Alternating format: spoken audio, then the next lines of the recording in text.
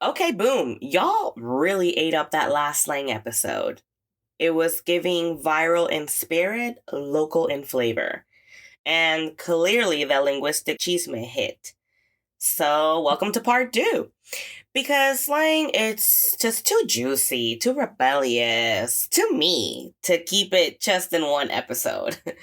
So today we're not just decoding slang, we're teaching it, honoring it, and dragging anyone who tries to water it down for LinkedIn. Now, if you grew up between cultures like I did, some of my besties are Cuban Iranian, and you're from Miami, we're all Cuban by association.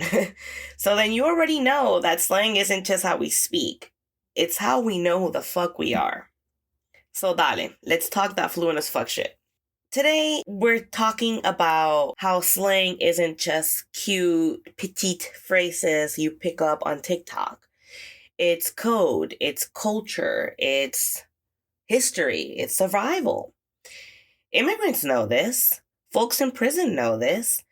When systems are stacked against you, when you're undocumented, incarcerated, or just trying to stay out of trouble, you speak in code.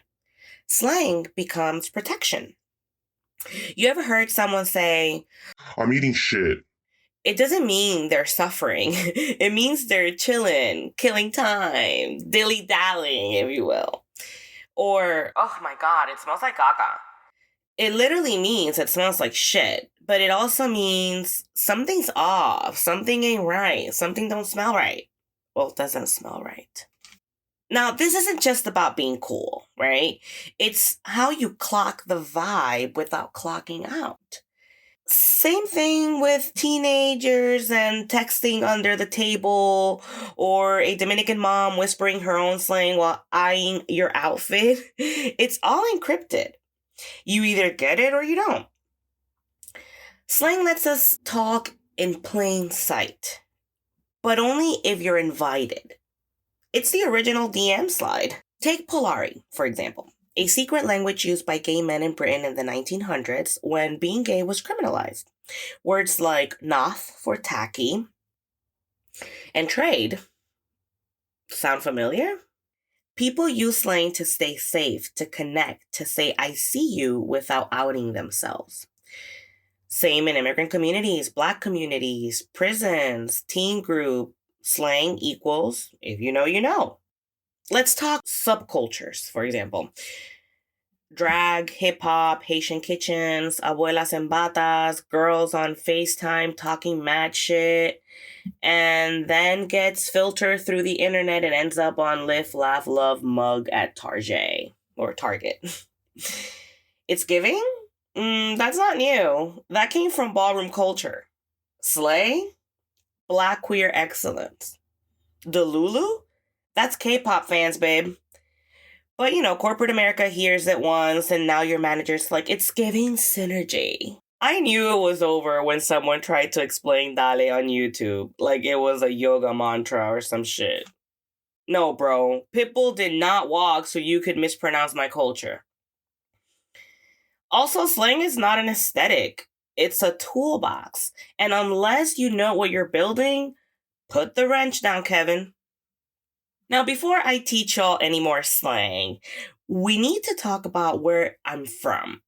Because most people have no idea what Miami is actually about. They see beaches, they see pastelitos, they see Art Deco, and a few hot people yelling on a boat, and they think they have the whole city figured out. But Miami, she's complex, she's messy, layered, like cortadito with trauma. This city was built, literally, on the backs of Black Bahamian laborers. The same people who cleared the swamps and built Coral Gables in the heat, then got erased from the postcards. Then came the Cubans, the wave after wave, from political exiles to Marielitos in the 80s, bringing slang, swagger, and a little bit of santeria. Colombians brought money and some mullets. Haitians brought resilience, rhythm, and a whole Creole revolution. Peruvians, Nicaraguans, Argentinians, Venezuelans. We've all been in this blender called the 305. with the Sazon slang, Spanglish, Creole, Lunfardo codes, and attitude. Oh, and let's not forget the Jews running delis on Collins Ave before it was hipster, of course. So when I teach slang, I'm not just playing, I'm not just talking shit.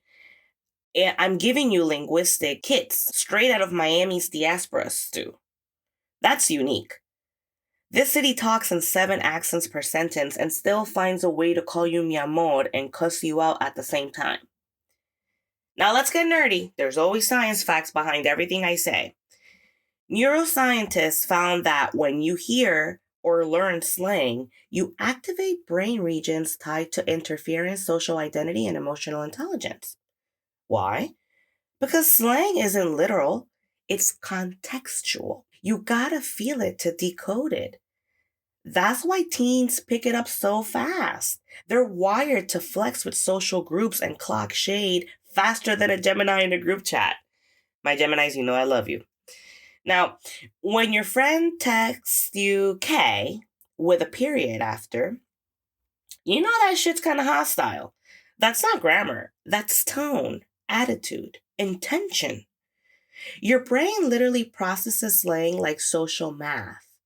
How do I fit in? Who's in the know? What's the vibe?